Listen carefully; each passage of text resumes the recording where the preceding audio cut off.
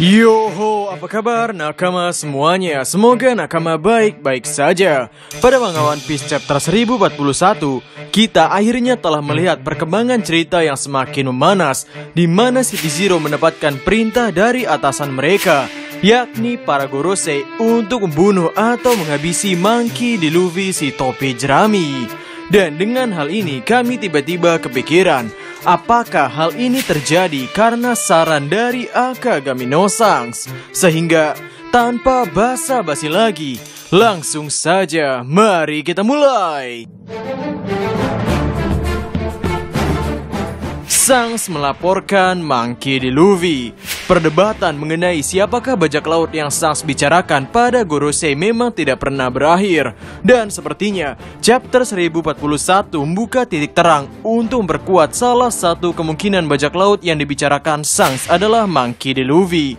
Hal ini ditekankan dengan pembicaraan CP0 dengan Denden Mushi. Bisa saja yang dibicarakan oleh Sanks dengan Gorosei pada One Piece chapter 907 adalah salah satu bajak laut yang memakan buah setan yang ia curi dari pemerintah dunia, atau tepatnya dari Husu, yakni buah setan yang saat ini dimakan oleh Monkey D. Luffy. Pada One Piece chapter 1017, bukti bahwa Husu dan pemerintah dunia mengawal satu buah setan yakni Gomu Gomu no Mi adalah bukti yang cukup untuk mengatakan bahwa buah setan ini cukup potensial.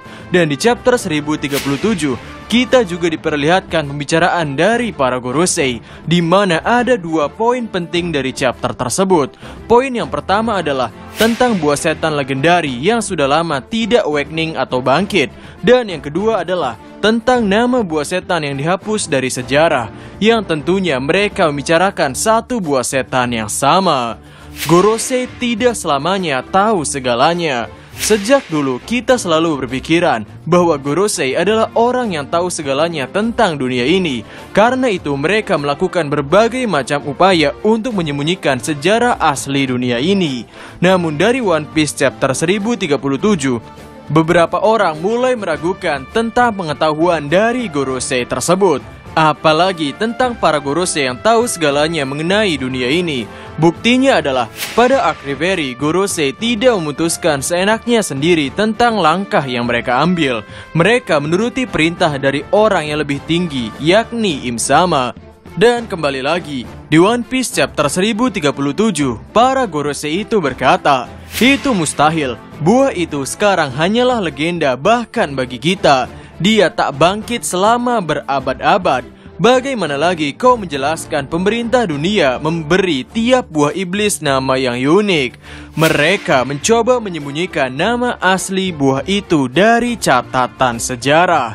Secara tidak langsung, salah satu Gorosei di sini mempertanyakan tindakan pemerintah dunia yang menyembunyikan nama buah iblis. Di sini kami curiga bahwa jika memang buah setan yang dibicarakan itu adalah Monkey D. Luffy, kami curiga para Gorosei sendiri sebenarnya tidak tahu tentang nama asli dari buah iblis tersebut.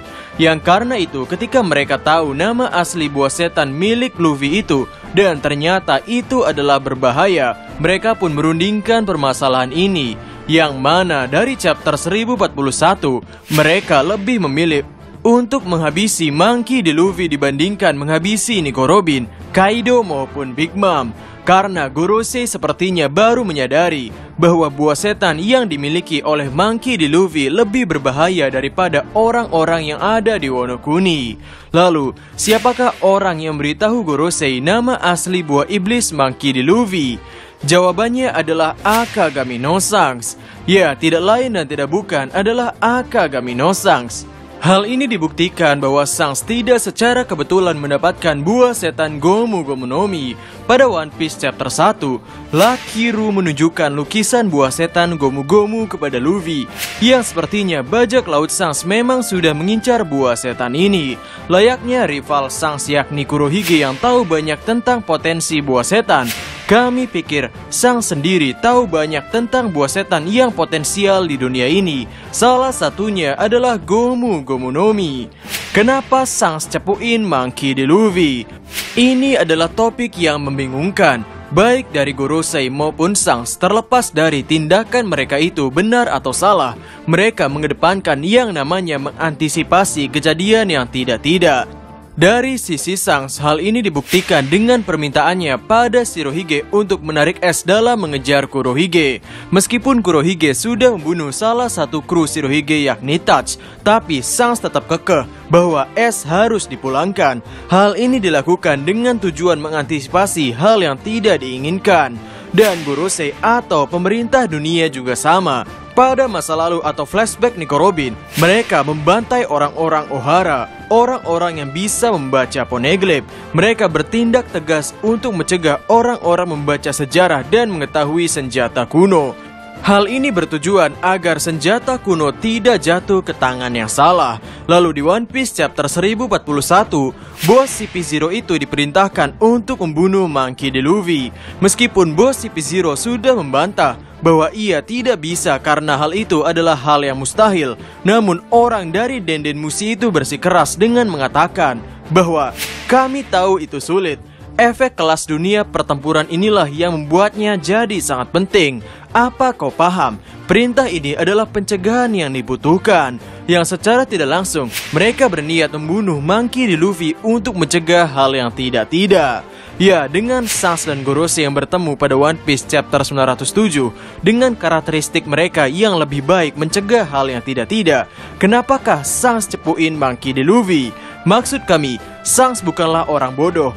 Ia pasti paham apa yang ia bicarakan. Ia pasti paham tujuan yang ia bicarakan itu akan kemana. Dan ia juga pasti paham dampak dari hal yang ia bicarakan. Yang tentunya dengan Shanks yang membicarakan Monkey D. Luffy serta identitas asli buah setannya itu, dampaknya adalah membuat pemerintah dunia mengincar kepala Luffy si topi jerami. Hanya ada satu jawaban dari otak kami mengenai kenapa Shanks cepuin Luffy pada Gorosei, yakni karena Shanks memang sejahat itu.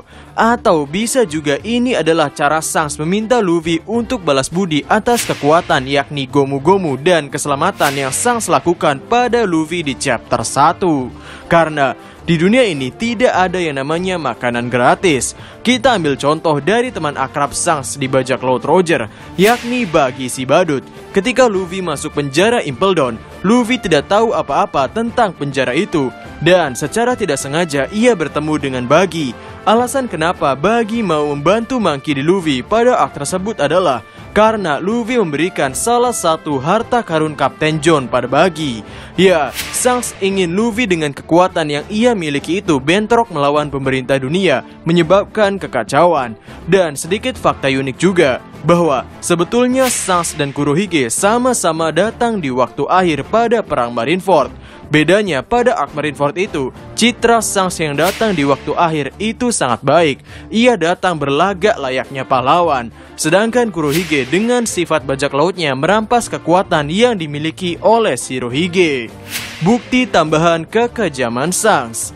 Kami sudah pernah mengatakan pada video lain bahwa alasan Trafalgar Law lebih bersinar pada arc ini dibanding karakter Kid adalah karena karakter Law memang sudah di set up sejak lama. Tepatnya sejak arc Bang Hazard untuk arc Wano Kuni. Dan kami mengatakan juga bahwa karakter Kid akan mendapatkan jatahnya sendiri untuk bersinar, di mana jatah karakter Kid untuk bersinar adalah pada saat Monkey D. Luffy melawan Akagami no Shanks, yang mana konflik Kid dengan Shanks sudah dibangun sejak kemunculan Kid yang membentuk aliansi untuk mengincar kepala Akagami no Shanks, sehingga ada kemungkinan sifat asli Akagami no Shanks salah satunya akan dibeberkan dari sudut pandang Kid si Jabrik. Yang dari situlah kita menyadari bahwa karakter Shanks ini tidak sebaik yang kita kira. Ya, itu saja video untuk hari ini. Bagaimana menurut nakama semuanya? Berikan komentar kalian atau berikan koreksi kalian semua atas teori kami tersebut di kolom komentar di bawah. Jadi, kami Diskusope dan terima kasih banyak.